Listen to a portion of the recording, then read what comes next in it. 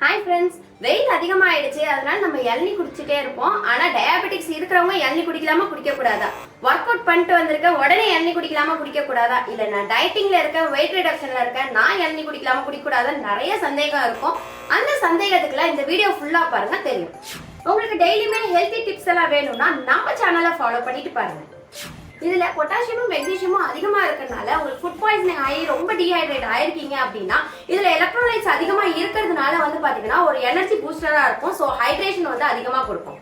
அதெல்லாம் okay. Diabetics இருக்கவங்க இளநீ குடிக்கலாமா குடிக்க கூடாது அப்படின்னு தானே கேக்குறீங்க.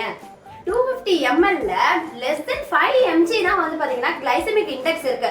அதனால பாத்தீங்கன்னா இன்சுலின் ஸ்பைக் உடனே இன்க்ரீஸ் பண்ணாது. ஸோ அதனால டயபெட்டிக்ஸ் இருக்கவங்களும் கண்டிப்பா இளநீ குடிக்கலாம்.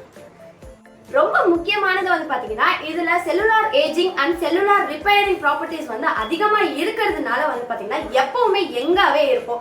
அதனால டெய்லியுமே இளநீ குடிக்கிறவங்க கண்டிப்பா ரொம்ப யங்கா இருப்பாங்க. ஸோ ரெகுலரா இளநீ குடிக்கும் போது பாத்தீங்கன்னா கால்சியம் ஆக்சலேட் ஸ்டோனை கூட கரைக்கக்கூடிய தன்மை பாத்தீங்கன்னா இளநீல இருக்கு.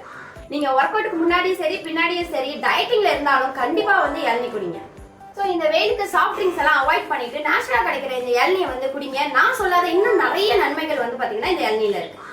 ஸோ ரொம்ப பேசி டயர்ட் ஆயிடுச்சு. நான் இளநீ குடிக்க போறேன். இந்த வீடியோக்கு ஒரு லைக் பண்ணிட்டு உங்க ஃபேமிலி அண்ட் ஃப்ரெண்ட்ஸ்க்கும் மறக்காம ஷேர் பண்ணிடுங்க.